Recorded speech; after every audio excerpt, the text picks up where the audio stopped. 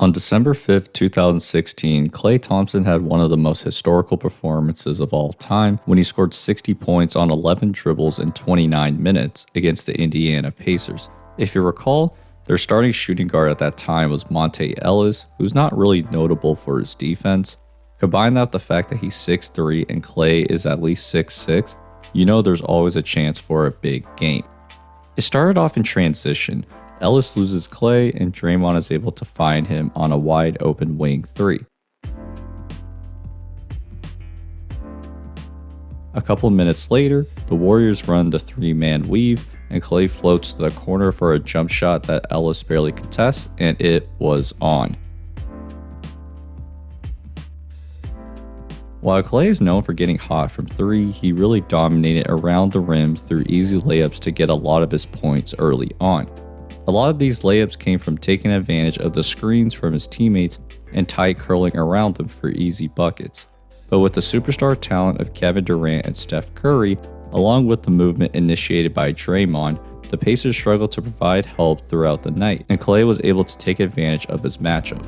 This included rim runs, even on a made basket like you see here. At this point, he had 17 in the first quarter. The easy buckets continued in the second. Here, Ellis doesn't stay attached, and Klay cleverly uses Kevin Durant as a natural pick to get another easy basket. And once he took Miles Turner off the dribble and made a fadeaway jumper, there was a sense in the arena that something special was brewing, especially since Klay only had one three-pointer at that point. Then the barrage of three-pointers started. After a great pass by KD to McCaw for a missed three-point jumper, Durant gets the offensive rebound and Klay is open for a wide open 3. Next possession down, Draymond pushes the pace and Klay pump fakes, sidesteps to his left, and launches another 3 to get him 27. And the next possession down, Klay uses Zaza as a natural pick to get an inch of space, and he makes an insane fadeaway corner 3 that has the arena exploding. Understanding that Klay was red hot, Paul George started guarding Klay, but that didn't work. He tries to be physical with them, but a slight push that throws PG's momentum back along with an elevator screen gets him an open look, but he just misses it. A few minutes later, George loses Klay on the cut to the rim, and he gets another righty layup that gives him 32.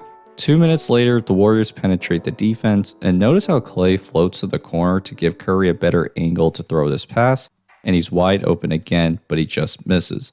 With a minute left to go, Klay comes off a floppy set and throws it to Iguodala, who waits for Klay to come to the corner.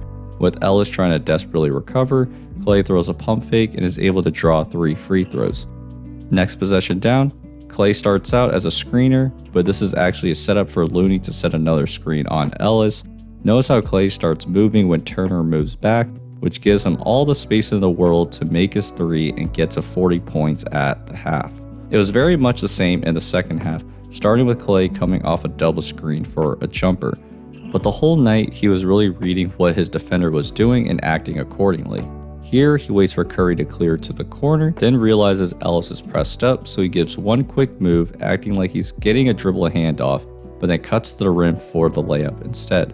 On the inbound, once Klay catches, he notices that Turner immediately backs up, giving him all the space to drive and get the layup.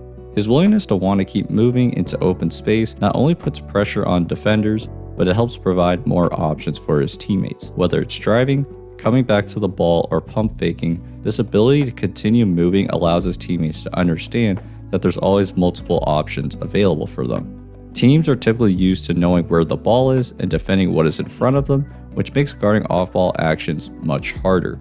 Now back to the action. To pour salt into the wound, Curry steals the inbound pass and finds Klay for another wide open 3, which gives him 57.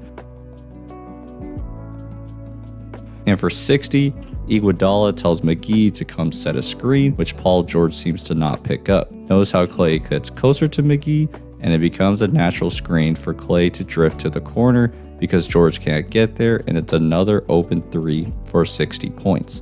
Besides the fact that Klay has great teammates and coaches who put him in the best positions to succeed, one thing that I think we can all learn is that moving off ball is very much about reading your defender and what is going on around you more than simply just coming off screens and firing. Many of Klay's points really came from understanding how he was being played, and moving accordingly, which helped him generate so many points without dribbling the ball. There's a lot of nuances that you can use to get open, whether it's using your teammates as obstacles or subtle movements to lose your defender. Well, I hope you guys enjoyed this video. If you did, please like and subscribe, and I'll see you guys next time. Peace.